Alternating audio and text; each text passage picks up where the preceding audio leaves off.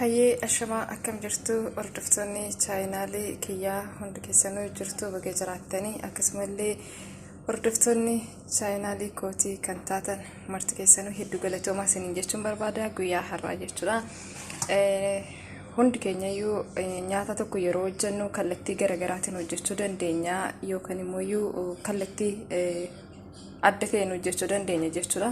Akkuma beeknutti hojjenna waan ta'eef har'a wanti hojjechuu barbaadu akkuma asitti ilaalaa jirtan kana inni kuni baqduunis kasbaaraa jedhama.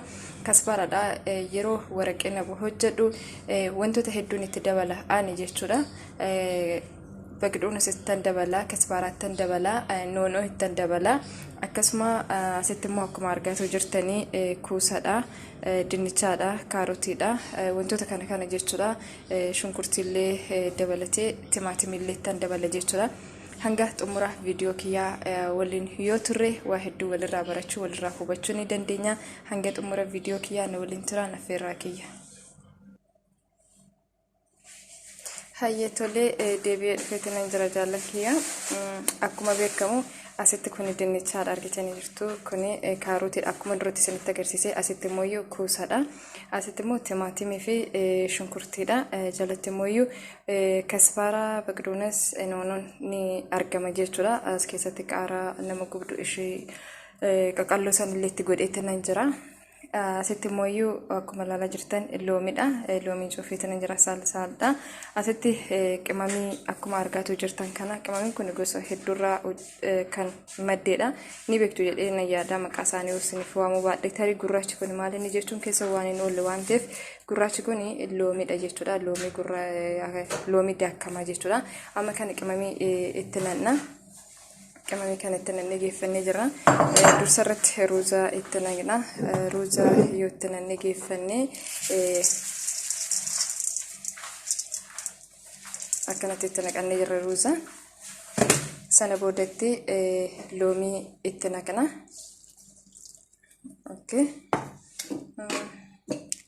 Zayituunii ni beektu hundi keessaniyyuu zayituuniidha. Zayituunii kan itti nanna zayitii hedduu fudhata waan ta'eef waraqinaaf yeroo hojjetamu zayituunii hedduu fudhata jechuudha. Amma sittaan sudhaanii asitti dibsi rimuunaa ni beektu. Kuni dibsi rimuunaadha. Dibsi rimuunallee hedduu fudhata waraqinaaf. Dibsi rimuunaan kuni gahaa miti ittiin dabalaa jechuudha. Kanutu dibsi rimuunaa. Dibsi rimuunaa akkasitti itti naqnee kun immoo saalsaadha. Kun saalsaadha. Saalsaa kana amma harka tokkoon kaameeraa qabee harka tokko waraabaan jira waan ta'eef natti hin tolu waan ta'eef maankaraan keessa buusa waan ta'eef boodan itti xumura saalsaadha itti godheetiin jira.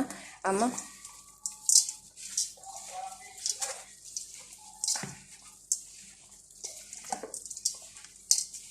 hedduu tokko bareedaadha. Tarii namoonni hedduun yeroo hojjetanii baqduunis kasbaaraa akkasuma noonollee itti dabalanii jechuudha. Kaarotii fi kuusaa dinnichaa faqanii ittiin dabalanii jechuudha. Kanaaf kuusanii fi dinnichaan baay'ee tokko mi'eessa. Baay'ee mi'aa jechuudha. Kallattii kanaan hayyee tolee hiriyoottan kiyyaa walitti deebinee dhufnee jira. Amma bifa kanaan jechuudha. Dinnichaa jala buufnee jira. Waraqina yeroo hojjennu dinnichaa jala buusuun ni barbaachisa. Maaliif dinnichaan distiin akka waraqina nuti hojjennu san nu jalaa hin gubneef jechuudha. Waraqinafis bifa kanaan kana fakkaata. Asitti immoo bishaan waraqina itti galfannu bishaan itti naqnu jechuudha. Bifa kanaan qopheeffannee jirra jechuudha. Kanaaf hanga xumura sagantaa yookaan immoo hanga xumura viidiyoo kiyyaa waliin yoo turre waa hedduu walirraa hubannaa jechuudha. Tolee amma itti geeffannee jirra. Akkuma haala kanaan geeffannee jirra. Amma immoo saalsaasaa yookaan bishaan ittiin bilchaatutti naqanna. Tolee amma geeffannee jirra jechuudha. Amma mooyyuu akka yoo bishaan itti naqne warqina yeroo baay'ee ni hiikkata. Kun akkuma amma ilaalaa jirtan kanatti amma kan hiikkate ni jira jechuudha. Akka inni hiikkanneef maal gochuu qabna?